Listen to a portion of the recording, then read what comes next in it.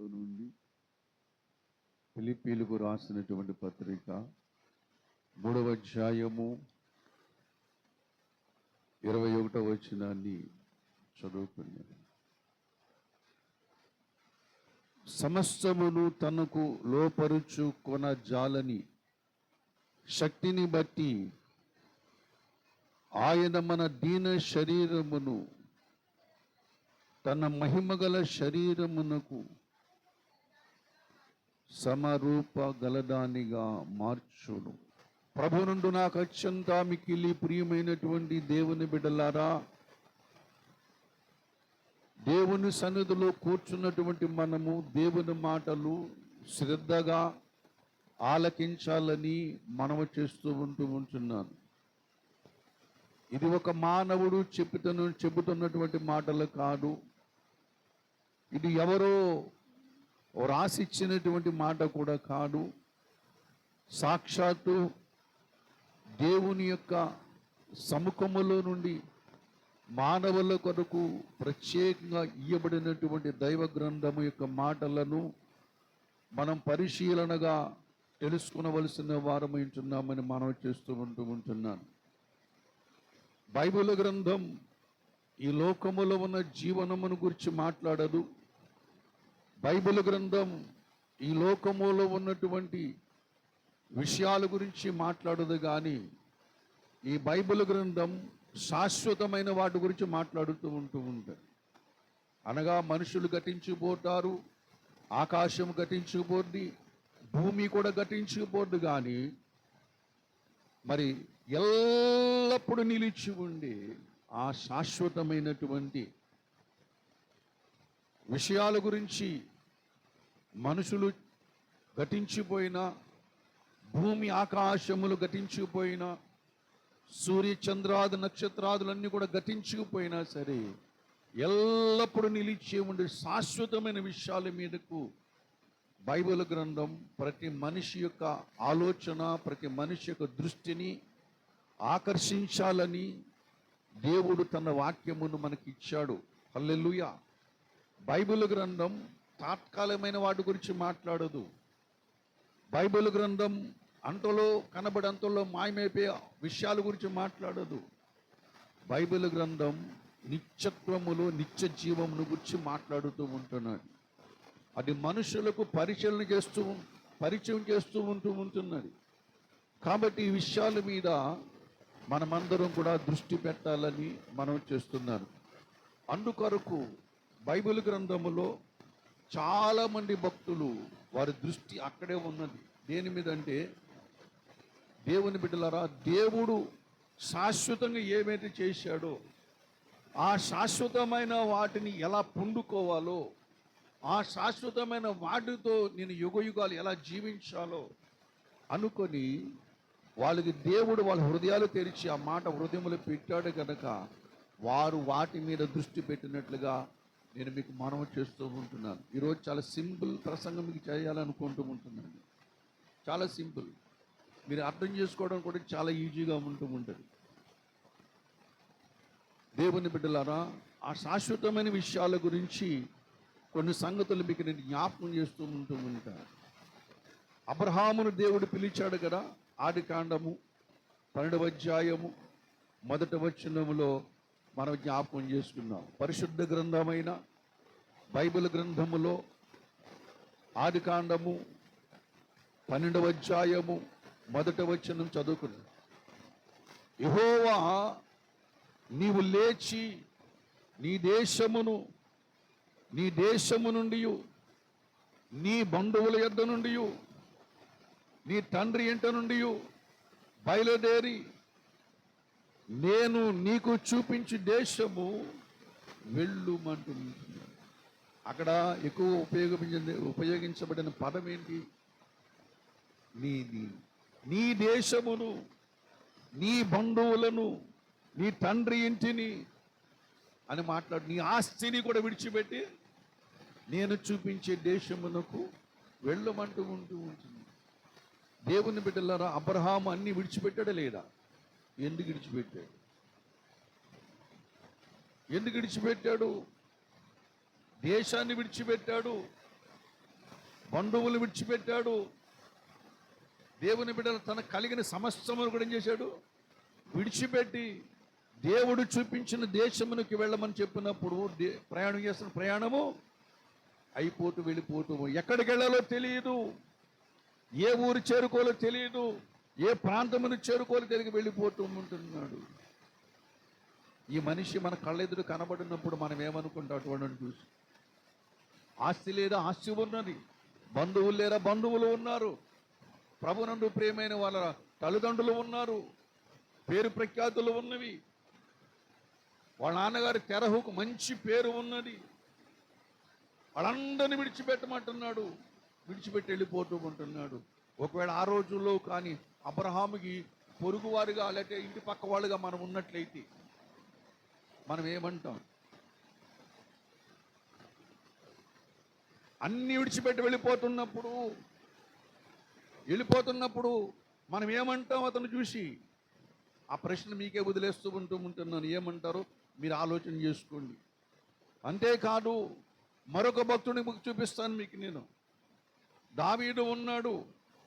దావీదు కష్టపడి, దావీదు తన జీవితంలో ఎంతో కష్టపడి, ఎంతో ఇష్టపడి సంపాదించిన ఆస్తంతా కూడా ఎవరికి ఇచ్చేశాడు? దేవునికి ఇచ్చేశాడు. ఏమండి, ప్రభునందు 10 కోట్ల వెండి మణుగుల వెండిని ఎవరికి ఇచ్చాడు? 3 లక్షల మణుగుల బంగారం ఎవరికి ఇచ్చాడు? దేవునికి ఇచ్చాడు. దయచేసి చూద్దాం, చూడండి. మొదటి దినవృత్తాంతముల గ్రంథం అనుకుంటా, దయచేసి చూద్దాం ఆ మాటను. మొదటి దినవృత్తాంతముల గ్రంథము 22వ అధ్యాయము 14వ వచనం చదువుకుందాం. ఇదిగో నేను నా కష్టస్థితిలోనే ప్రయాసపడి యెహోవా మందిరము కొరకు 2 లక్షల మణుగుల బంగారమును 10 కోట్ల మణుగుల వెండిని తూస సఖ్యము కానంత విస్తారమైన ఇత్తడిని ఇనుమును సమకూర్చి ఉన్నాను. మ్రానులను రాళ్లను కూర్చి ఉంటిని, నీవింకను సంపాదించుదువుగాక. హల్లెలూయా. దావీదు తన జీవితంలో చూసినట్లయితే కష్టపడి మరొక ఉద్యోగం లేడానికి, రాజ్య పరిపాలన చేయడం దేవుని కొరకు ఇంత సమకూరుస్తూ ఉంటున్నాడు. ఎందుకొరకు అంతగా చేయవలసింది? ఎందుకొరకు చేస్తూ ఉన్నాడు? ఈ ప్రశ్న కూడా మీకే విడిచిపెడుతూ ఉంటున్నాను. ఒకవేళ దావీదుకి ఇరుగు పొరుగు వారు మనం ఉన్నట్లయితే మనం ఏమని మాట్లాడుతాం? అక్కడ ఇటువంటి పనులు చేస్తున్నటువంటి దేవుని తన కష్టపడి సంపాదించిన దాంట్లో దశంభాగం కాదు, తన కష్టపడి సంపాదించిన దాంట్లో 90% కాదు, మొత్తం ఇచ్చేస్తూ ఉంటుండే. ఎందుకు ఇస్తూ ఉంటున్నాడు? పిచ్చోడా? వెర్రిబాగులోడా? ఎందుకు ఇస్తున్నాడు? అబ్రహాము ఎందుకు సమస్తమును విడిచిపెట్టి దేవుడు చూపించిన దేశానికి వెళ్ళిపోతూ ఉంటున్నాడు? పిచ్చోడా? విడిచిపెట్టి వెళుతున్న ఆస్తిపాస్తులు విడిచిపెట్టడం, ప్రభునందు ప్రియమైనటువంటి వాడు విడిచిపెట్టడం పిచ్చోడి కింద కనబడుతున్నాడా? వెర్రిబాగులోడి కింద కనబడుతున్నాడా? ఈనాడు దేవుని నమ్ముతున్నది ఎందుకు? అనేక మంది అధిక శాతం మంది దేవుని నమ్మిన, పూజలు చేసిన, పునస్కారాలు చేసిన, దేవుడు మనకు కలిసి రావాలి, మన పంట పొలాలు కలిసి రావాలి, మన ఉద్యోగం, మన పిల్లలు కలిసి రావాలి, సమాజానికి కలిసి రావాలి, ఐశ్వర్యముతో దేవుడు లోకాన్ని నింపాలి అని చేస్తూ ఉంటున్న ఈ దినాలలో దేవుని బిడ్డలరా, అయితే ఇక్కడ అబ్రహాము ఏం చేసి సమస్తమును విడిచిపెడుతున్నాడు దేవుని దగ్గరకు వస్తున్నప్పుడు. దావీదు కష్టపడి సంపాదించినంత కూడా దేవునికి ఇచ్చేస్తూ ఉంటున్నాడు, దేవుని మందిరానికి ఇచ్చేస్తూ ఉంటున్నాడు. ఇప్పుడు మిమ్మల్ని ఇమ్మని చెప్పడంలా, కానీ ఆ దావీదు అలా చేస్తున్నాడంటే దావీదు మరి తెలివైన వాడా లేకపోతే తెలివి తక్కువవాడా? ఎందుకు చేస్తున్నాడు అలాగా? మరొక మాట చెబుతూ ఉంటాను. అపొస్తలుల కార్యములో దయచేసి జ్ఞాపకం చేసుకుందాం. 3వ అధ్యాయం అనుకుంటా, 4వ అధ్యాయం 34వ వచనం చదువుకుందాం. 4:34. భూములైనను ఇండ్లనైనను కలిగిన వారందరూ వాటిని అమ్మిన వాటి వెల తెచ్చి అపోస్తుల యొక్క పాదముల చెంత అపోస్తుల పాదముల యొద్ద పెట్టుచు వచ్చిరి. యేసు ప్రభువు వారు మరణించి పునరుద్ధానుడై తిరిగి లేచినటువంటి సమయములో 40 దినములు అనేక మందికి కనబడుచు, రుజువులు చూపిస్తూ, ఆధారాలు చూపిస్తూ, లేఖనాలలో గ్రంథాలలో ఉన్నటువంటి ఆధారాలు చూపిస్తూ వెళ్ళిపోయిన తర్వాత అపోస్తులకి ఆ బాధ్యత అప్పచెప్పారు. ఆ బాధ్యత అప్పచెప్పిన అనేక మంది రక్షించబడుతూ ఉన్నారు. వాళ్ళందరూ కూడా అపోస్తుల యొక్క పాదముల చెంత ఏం చేశారట? వాళ్ళు చీర ఆస్తులన్నీ కూడా ఏం చేశారట? అమ్మి ఎవరికి ఇచ్చారట? అపోస్తులకి ఇచ్చినట్లుగా బైబిల్ చెబుతూ ఉంటారు. ఎందుకు ఇచ్చారు? వెర్రి వాళ్ళు అనుకుందామా? తెలివి తక్కువ వాళ్ళు అనుకుందామా? వీళ్ళకి జ్ఞానము లేదనుకుందామా? ఎందుకు వాళ్ళు ఇచ్చారు? ప్రభునందు ప్రియమైనటువంటి వాళ్ళరా, మరొక మాట మీకు తెలిసిన విషయాలు చెబుతూ ఉంటాను. ఈరోజు జక్కయ్య ఉన్నాడు. జక్కయ్య ఉన్నప్పుడు జక్కయ్య యేసు ప్రభు జక్కయ్య దగ్గరకు వచ్చాడు. జక్కయ్య యేసు ప్రభు దగ్గరకు వచ్చాడు. ఆ జక్కయ్యను యేసు ప్రభు చూసినప్పుడు, జక్కయ్య త్వరగా చెట్టు దిగి రమ్మని పిలిచినప్పుడు జక్కయ్య త్వరగా దిగి ఏం చేశాడు? ఆ చెట్టు మీద ఎంతో మంది ఉన్నారు, కానీ దాని మీద ఎవరిని పిలిచాడు? జక్కయ్యని. త్వరగా దిగినప్పుడు ఏమన్నాడంటే, జక్కయ్య యేసు ప్రభు ఇంటిలో అడుగు పెట్టలేదు, ఇంకా అడుగు పెట్టబోతూ ఉంటున్నాడు. అప్పుడు ఏమన్నాడు? ఇదిగో ప్రభువా, నా ఆస్తుల సగభాగము బీదలకు ఇచ్చేస్తాను. ఎవరి దగ్గరైనా అన్యాయంగా తీసుకున్నట్లయితే వాడికి 4 గంటలు తిరిగి చెల్లించేస్తాను. ఇల్లంతా గుల్లైపోయింది. ఎందుకు చేశాడు జక్కయ్య పని? ఎందుకు? తన జీవితం, తన ఆస్తి అంతా సగభాగం దేవుని బీదలకు ఇచ్చేస్తానన్నాడు.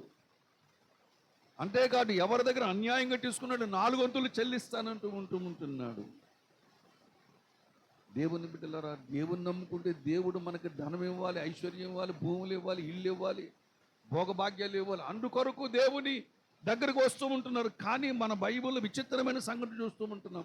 దేవుని దగ్గరకు వచ్చిన వారందరూ కూడా తమను ఏం చేస్తున్నారు? ఖాళీ చేసుకుంటూ ఉంటుంది. మోషే ఉన్నాడు.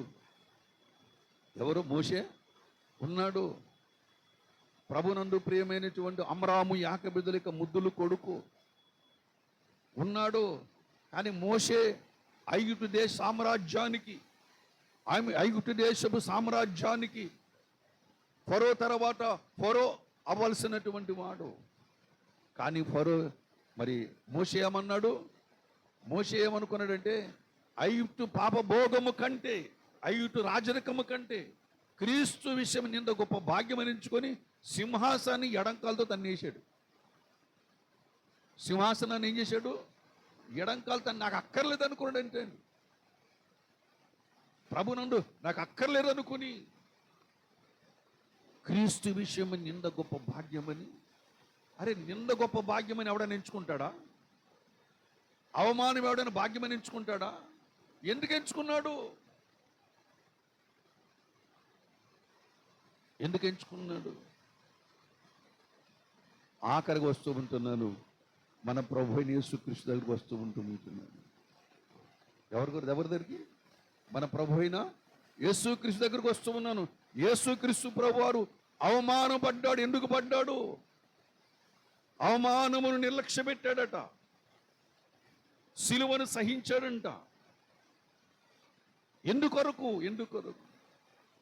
ఆయన సర్వ సృష్టికర్త అయినటువంటి దేవాది దేవుడు అఖిల బ్రహ్మాండమును తన మహత్తు గల మాట చేత నిర్వహించినటువంటి వాడు, పరిపాలిస్తున్నటువంటి వాడు. అఖిల బ్రహ్మాండమును పరిపాలిస్తున్నటువంటి దేవాది దేవుడు ఈ మట్టి ముద్దలైనటువంటి మానవ లోకములోనికి ప్రవేశించి ఈ మనుషుల చేత నిందించబడటం ఏమిటి? ఈ మనుషుల కొరకు సిలువను సహించడం ఏమిటి? ముఖం మీద ఉమ్మేయించుకోవడం ఏమిటి? ఈపి మీద పిడిగుద్దులు తినడం ఏమిటి? అవమాన పొందడం ఏమిటి? యేసు ప్రభు వారు ఈ లోకమునకు వచ్చి అవమానాలు పొందడం ఏమిటి? కుటుంబముల అవమానం. కుటుంబములో మరియ తప్ప యేసు ప్రభువును గౌరవించిన వారు ఎవరు లేరు. కుటుంబములో మరియ తప్ప యేసు ప్రభువును గౌరవించిన వారు ఎవ్వరూ లేరు, ఎవరు లేరు. ఆయన యెరూషలేములో పుట్టాడు. కానీ యెరూషలేములో పుట్టిన తర్వాత, ఆయన పెద్దవాడైన తర్వాత ఇంట్లో వాళ్ళే యేసు ప్రభువుని బయటికి వెళ్ళిపోమన్నారు. ఇదిగో నీవు ఉంటే నీ మాటలను బట్టి, నీ చేష్టలను బట్టి, నీ క్రియలను బట్టి మాకు అవమానం కలుగుతుంది, మమ్మల్ని వెలివేస్తూ ఉంటున్నారు, కాబట్టి నువ్వు వద్దు, ఇక్కడి నుంచి వెళ్ళిపోమని చెప్పినప్పుడు ఆయన కపెర్నహూములోకి వెళ్ళిపోయాడు. ఆయన కపెర్నహూము ఏమో గలీల అవతల ఉన్నది, గలీల యువతలేమో యూదా బెత్లెహేము ఉన్నది. యూదా బెత్లెహేములోంచి గలీల ప్రాంతములకు వెళ్ళిపోయి అక్కడ కపెర్నహూము పట్టణములో మరి అక్కడ సమాజ మందిరం ఉన్నది. నేను చూశాను ఆ సమాజ మందిరాన్ని. ఇప్పటికి కూడా పునాదులు అలాగే ఉన్నాయి, ఇప్పటికి కూడా పునాదులు అలాగనే ఉన్నాయి. ప్రభునందు ప్రియమైనటువంటి వాళ్ళరా, అక్కడే ఉంటూ ఆ సమాజ మందిరం పక్కనే పేతురు యొక్క అత్తగారి ఇల్లు ఉంది.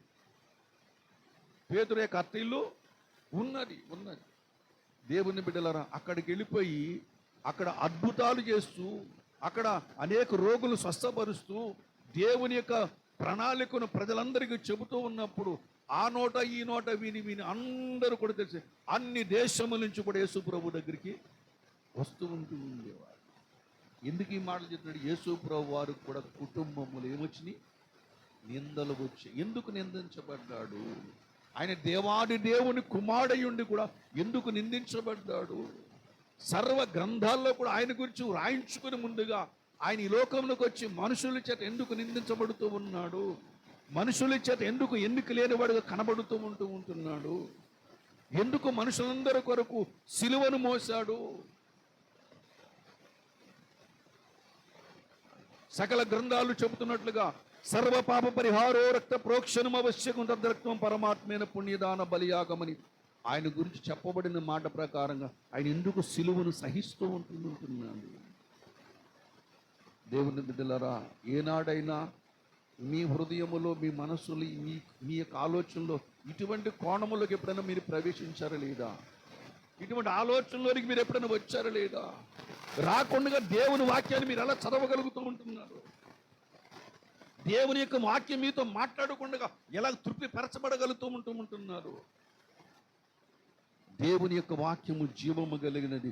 మనుషుల ఆలోచనలు చెరపట్టి దేవుని దగ్గర, సత్యము దగ్గర నడిపిస్తూ ఉంటుంది. దేవుని మనుషులను, దేవుని ప్రజలను చెరపట్టి దుష్టుడు లోకములో మనుషులు ఈడ్చుకుని పోతూ ఉంటే, దేవుణ్ణి ఎరిగినటువంటి మనుషులను వాక్యము చెరపట్టి దైవ సన్నిధికి నడిపిస్తూ ఉంటున్నది. హల్లెలూయా. దేవుని బిడ్డలారా, ఈ ప్రశ్నలన్నీ సంధించాను మీకు నేను. యేసుప్రభు వారి గురించి కూడా యేసుప్రభు వారు ఎందుకు సిలువను సహించాడు?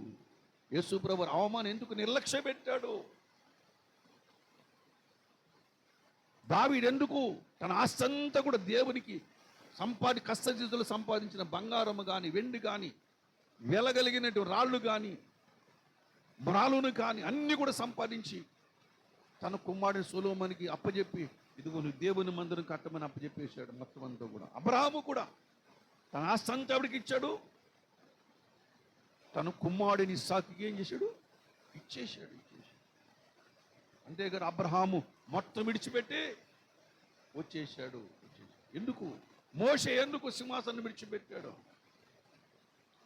దేవుని బిడ్డలారా, ఈ భక్తుల దగ్గర మనం నేర్చుకోవాల్సిన విషయాలు చాలా ఉన్నాయి.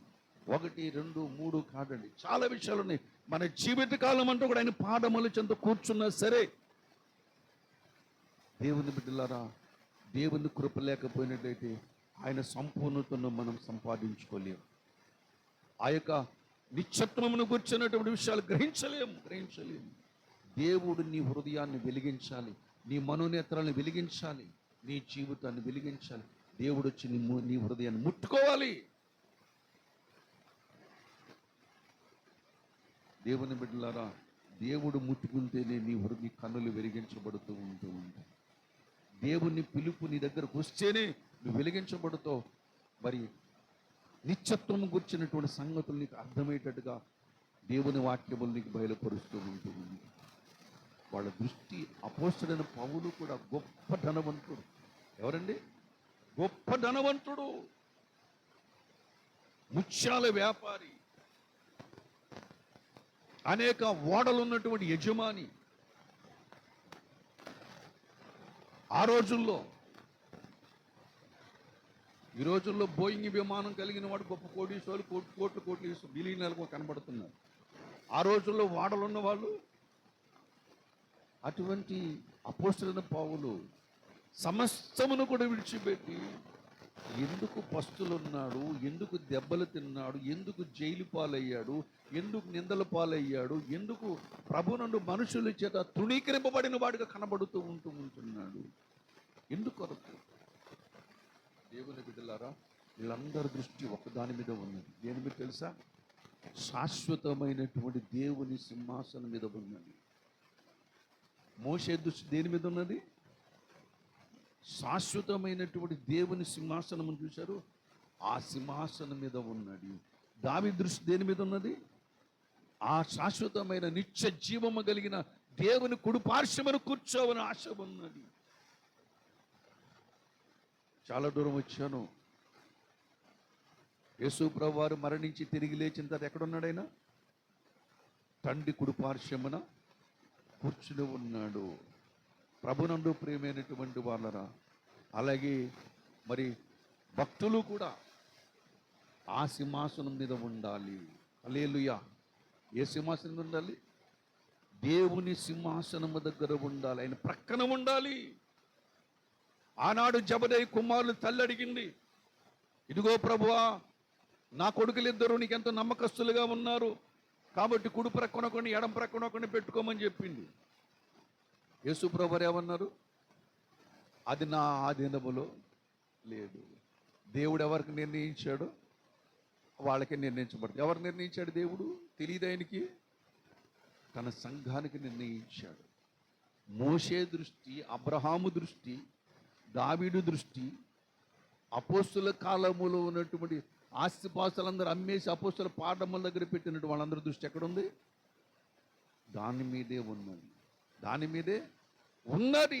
అక్కడ ఉండాలి మన దృష్టి. ఇక్కడ భూమి మీద ఉండడానికి వీల్లేదు. మన సుదూరమైన శాశ్వతమైన వాటి మీదకి వెళ్ళాలి. నిత్యత్వములో ఉన్న వాటి మీదకి వెళ్ళాలి. సూర్యుని కింద ఉన్న వాటి మీద కాదు మన మనసు పెట్టవలసింది. నిత్యత్వములో ఉన్న, సూర్యుని పైన ఉన్నటువంటి నిత్యత్వములో ఉన్న వాటి మీదకి మన మనసు వెళ్ళాలి. అందుకొరకు ఒకటే ఒకటి ఆధారము, దేవభక్తి సాధన. అదొకటి ఆధారం. రక్షించబడి యేసు ప్రభు నా దేవుడు, నా పాపముల కొరకు ప్రాణం పెట్టాడు, అర్పించాడు అని నమ్మి ప్రభువుగా స్వీకరించి దేవభక్తి సాధన చేసినప్పుడు నీ మనోనేత్రములకు దేవుడు వెలుగునిస్తూ ఉంటాడు. నీకు గొప్ప రక్షణ అనేది కలుగుతూ ఉంటున్నది.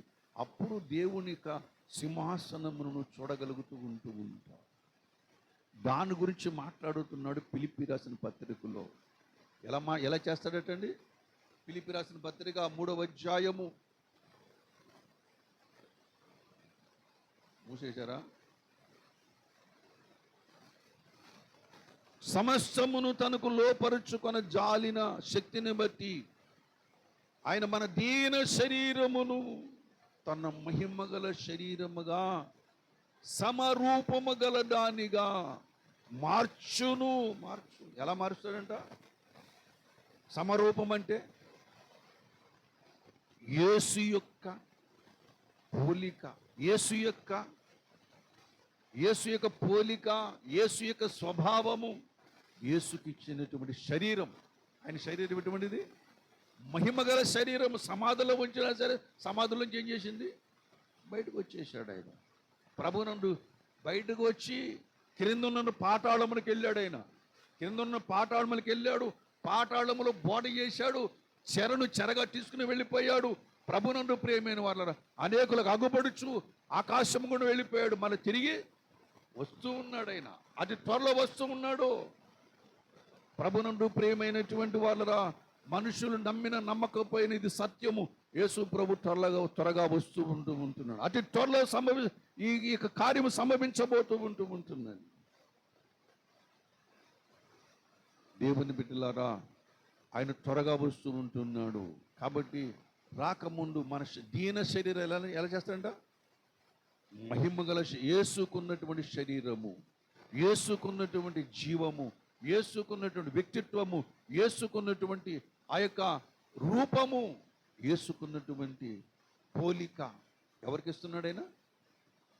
ఎవరైతే యేసు ప్రభుని రక్షకునిగా అంగీకరిస్తారో, ఎవరైతే నమ్మి బాప్తిసం పొందారో, ఎవరైతే దేవభక్తిని సాధన చేస్తారో, ఎవరు మనోనేత్రములకు వెలిగించబడినో వారిని అట్టివారుగా దేవుడు చేయబోతూ ఉంటున్నాడు. హల్లెలూయా.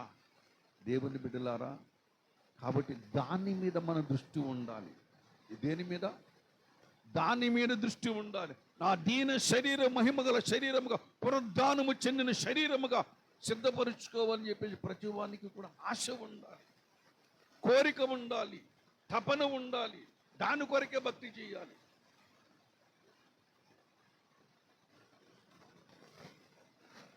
పొలములు బాగా పండాలని, మన పిల్లలకి అందరికీ ఉద్యోగాలు రావాలని, వ్యాపారము దినదిన అభివృద్ధి చెందాలని, ప్రభునందు ప్రేమైనటువంటి వాళ్ళరా, వీటి కొరకు దేవుని దగ్గర రావడం కాదు. భక్తులందరూ వాటిని విడిచిపెట్టారు. కలిగి ఉన్న వాటిని తృప్తిపడండి, కానీ వాటిని ఆశించకండి. ఆశించవలసినది ఆశించాలి. దేవుడు అంటున్నాడు, ఒకటి సర్వలోకమును సంపాదించుకొని తన ప్రాణం పోగొట్టుకుంటే ఏమి ప్రయోజనం? ఏం ప్రయోజనం? ప్రియమైన దేవుని బిడ్డలరా, నీ ఆలోచన, నీ కనుదృష్టి, నీ వినికిడి ఎక్కడ ఉన్నది? ఆనాడు దేవుడు అడుగుతున్నాడు ఆదామును, ఆదామా నువ్వెక్కడా అన్నాడు. ఈనాడు నీవు ఆధ్యాత్మిక జీవితంలో ఏ మజిలీలో, ఏ స్థలంలో ఉన్నావు ఒకసారి ఆలోచన చెయ్యి. నీ భక్తి, నీ విశ్వాసం, నీ పరిశుద్ధత, నీ నీతి ఏ స్థానంలో నిలబడి ఉన్నదో ఒకసారి ఆలోచన చెయ్యి.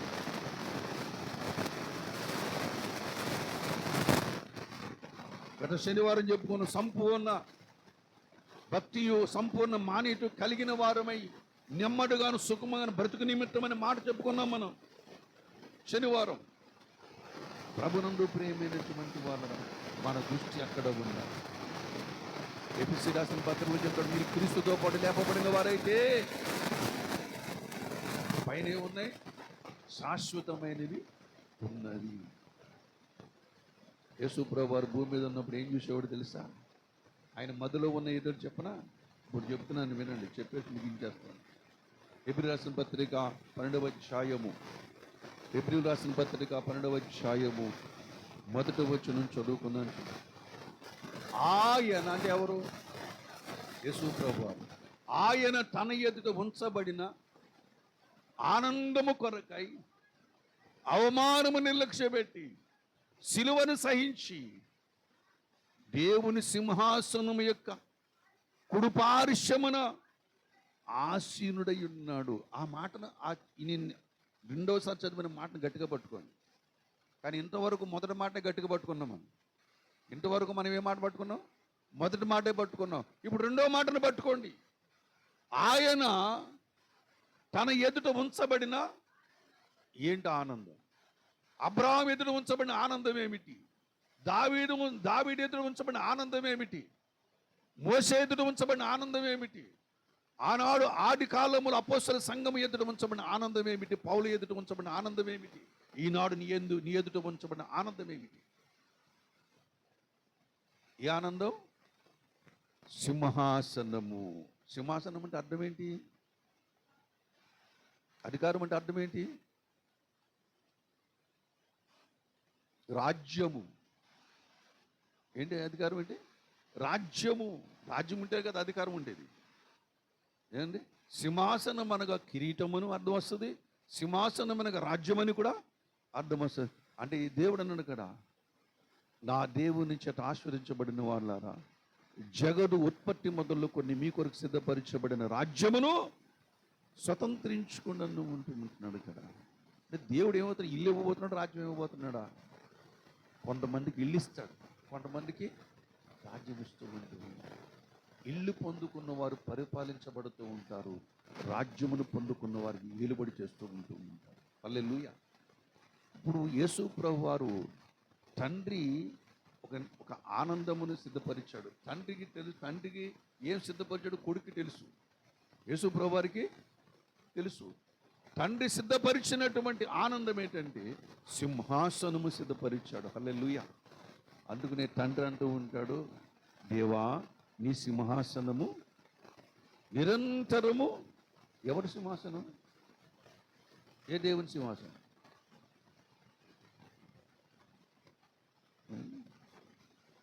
యేసు కొరకు దేవుడు సిద్ధపరిచిన సింహాసనం. హెబ్రీ రాసిన పత్రికలోని నా ముఖం ప్రశ్నార్థంగా చూస్తారేంటి? ఏంటి? మొదటి అధ్యాయము 8వ వచనం చదువుకుందాం.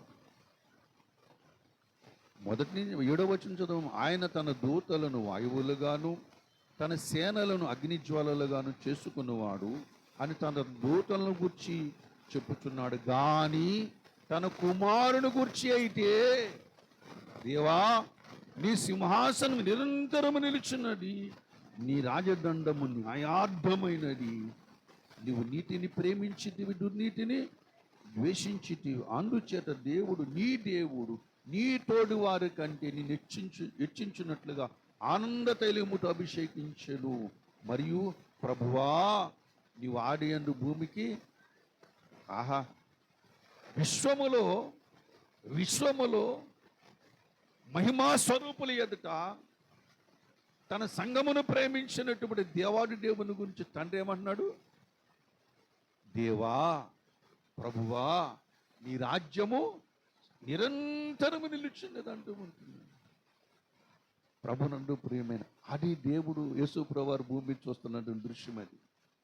అందుకని అన్నాడు కదా, ఆయన ప్రాణం పెట్టబోతున్న సమయంలో, తండ్రి నీ కుమారునికి నీ దగ్గర ఏ మహిమ ఉండేనో ఆ మహిమతో మరలా ఘనపరచుము అంటూ ఉంటాడు. అప్పుడు తండ్రి ఏమన్నాడు? ఘనపరిచితిని, శభాషను కుమారుడు నేనేం చేశాను?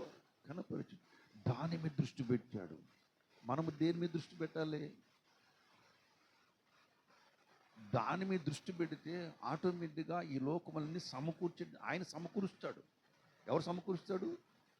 ఆయన మీద దృష్టి పెడితే ఈ లోకములో ఉన్న వాడిని కూడా సమకూర్చేది ఎవరు?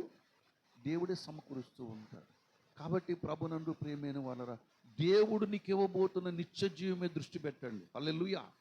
దేవుడు నీ కొరకు తేబోతున్న మహిమ మీద దృష్టి పెట్టండి. హల్లెలూయా. దేవుడు నీకు ఇవ్వబోతున్న సమృద్ధిని జీవం మీద దృష్టి పెట్టండి. అబ్రహాము దాని మీద దృష్టి పెట్టాడు, దావీదు దాని మీద దృష్టి పెట్టాడు, అపోస్తులు దాని మీద దృష్టి పెట్టారు. దేవుని బిడ్డలారా, అనేక మంది భక్తులు దాని మీద దృష్టి పెట్టారు. దృష్టి పెట్టి దేవుని మహిమను పొందుకొని ధన్యులయ్యారు. యేసు ప్రభు దృష్టి పెట్టాడు, పొందుకున్నాడు లేదా? తండ్రి సింహాసనం కుడిపార్శ్వన ఎవరున్నారు? కుమారుడు ఉన్నాడు. మరి కుమారుడు పక్కన ఎవరు ఉండబోతున్నారు? సంఘం ఉండబోతూ. ఎక్కడ? సింహాసనం ప్రక్కన నిలబడబోతూ ఉంటుంది. దాని మీద దృష్టి పెట్టుకుని దేవభక్తి సాధన అనేది ఏం చేయాలి మనం? క్రీస్తుకు సమానమైన రూపము. యేసు ప్రభు వారు తండ్రికి సమానుడు. యేసు ప్రభుకి సమానుడు ఎవరు? సంఘం. తండ్రికి సమానుడు కుమారుడు, కుమారుడికి సమానము సంఘం. వ్యత్యాసం ఏమైనా కనబడుతుందా? దాని మీద దృష్టి పెట్టాడు. దాని మీద దృష్టి పెట్టాడు మోషే, దాని మీద దృష్టి పెట్టాడు అబ్రహాము. కాబట్టి దాని కొరకు దేవుడు మనల్ని ఏం చేస్తున్నాడు? సిద్ధపరుస్తున్నాడు. 2వ కొరింథీయులకు రాసిన పత్రిక 5వ అధ్యాయం 5వ వచనం చదువుకుని ముగించేసుకుందాం. దీని నిమిత్తము మనల్ని సిద్ధపరచువాడు దేవుడు. దేని నిమిత్తం? అది హల్లెలూయా. సింహాసనం కొరకు ఏం చేస్తుంది దేవుడు? మనలను మట్టి ముద్దలమండి. ఈ మాటలు లోకమైనది అనుకోండి, మళ్ళీ ఏం చేస్తుంది? ఎర్రుబాగులోళ్ళు ఇలాగ మాట్లాడుకుంటారు.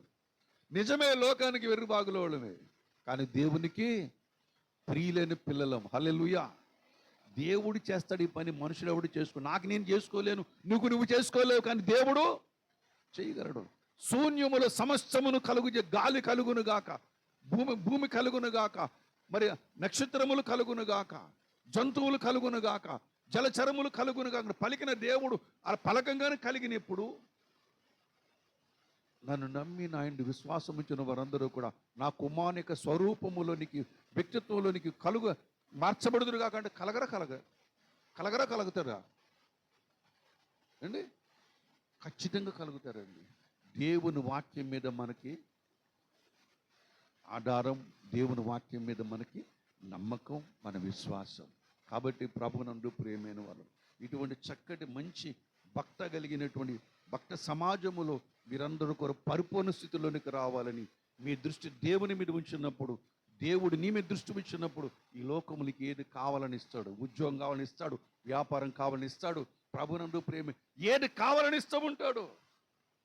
ఎందుకంటే మన పితరులు కష్టపడ్డారు, వాళ్ళ కష్టముల ఫలాలు మనము పొందుకుంటూ ఉంటున్నాం. ఎవరు? కడవరి కాలపు సంఘం పొందుకోబోతూ ఉంటున్నది. హల్లెలూయా. కాబట్టి పౌలు అంటూ ఉంటున్నాడు, క్రీస్తుకు సమానమైన సమరూపము గల దానిగా మన దీన శరీరాన్ని మహిమగల శరీరముగా మార్చబోతూ ఉంటున్నాడు. అది కావాలి. అందుకని పునరుద్ధానం యొక్క బలము ఎరుగు నిమిత్తము, పునరుద్ధానపు శక్తిని ఎరుగు నిమిత్తము క్రీస్తు కొరకు సమస్తము నష్టపరుచుకొని అంటూ ఉంటున్నాడు. ఎవరు? పౌలే అంటూ ఉంటాడు. ఫిలిప్పీ రాసిన పత్రికలు మాట్లాడుతుంటాడు. దాని మీద దృష్టి పెట్టండి దేవుని బిడ్డలారా. మనమందరం ఒక దినం వస్తుంది, ప్రభు వస్తున్నాడు, మహిమగల దేహాలుగా దేవుడు మార్చుతూ ఉంటాడు. మనం ప్రభు దగ్గరికి ఎగిరి వెళ్ళిపోదాం. అట్టి కృప పరిశుద్ధాత్మ దేవుడు మనకు అందరికీ దయచేయను గాక. ప్రార్థన చేసుకుందాం. తల్ల వంచండి.